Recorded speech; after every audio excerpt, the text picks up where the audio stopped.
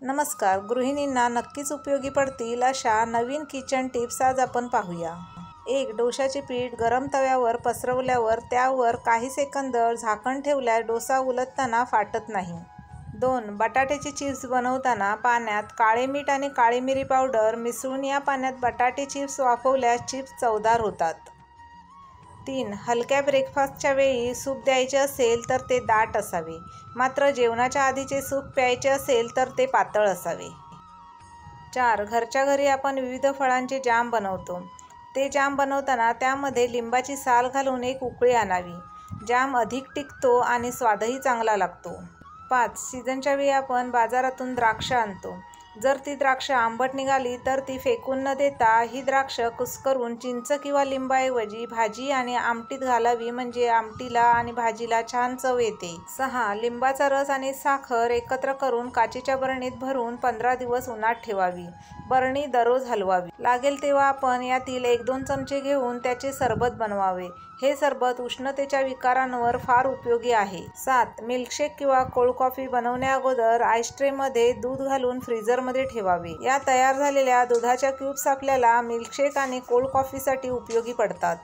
8. संत्र्याच्या सालाचा पौष्टिक चहा बनवायचा असेल तर एका संत्र्याच्या सालाचे बारीक तुकडे करून घ्यायचे. 2.5 कप पाणी घ्यायचं. अर्धा कप दूध. चवीसाठी साखर किंवा गूळ घ्यावा. प्रथम पाणी गॅसवर उकळत ठेवायचे. पाणी उकळायला लागल्यावर त्यात संत्र्याची साले टाकावी. गॅस बंद करून 2 मिनिटांसाठी झाकण ठेवावे. हे पाणी गाळून घ्यावे. त्यात दूध, खडीसाखर किंवा गूळ टाकावा. संत्र्याची साले खूप वेळ उकळू नयेत, त्यामुळे चहाला कडवटपणा येतो. 9. चिमूटभर जायफळ पावडर कोथिंबिरीसोबत कोणत्याही रसाभाजीत घालून थोडा वेळ झाकून ठेवावी. यामुळे ही भाजी पाचक, सुवासिक आणि स्वादिष्ट होते. 10. कॉफी पावडर हवाबंद बाटलीत भरून फ्रीजमध्ये ठेवावी. यामुळे यातील वास उडत नाही, कडक होत नाही आणि जास्त दिवस टिकते. 11. अख्खी गवार, भेंडीचे काप, किसलेला मुळा, गाजर अशा भाज्या कडक उन्हात वाळवून ठेवल्या तर खिचडी किंवा आमटी भाताबरोबर तळून किंवा तेलावर परतून छान लागतात. 12. बार्ली हे धान्य अत्यंत पौष्टिक आहे, पण त्याचा आपल्या आहारात नियमित समावेश नसतो. बार्लीचा सूपमध्ये वापर करता येतो. बार्ली हे धान्य धुवून 3 तास पाण्यात भिजवावे. या पाण्यातच सूप करावे.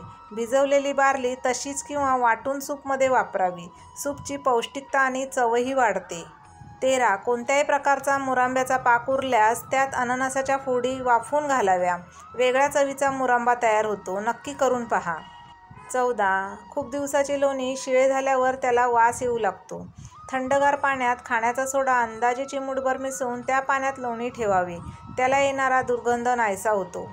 15. रव्याच्या इडल्या बनवताना इडलीचा रवा भिजवल्यावर त्यात उडदाची भिजवलेली डाळ बारीक करून घातल्यानंतर 1 कांद्याच्या 4 फोडी करून त्या भिजवलेल्या पिठात घालाव्यात.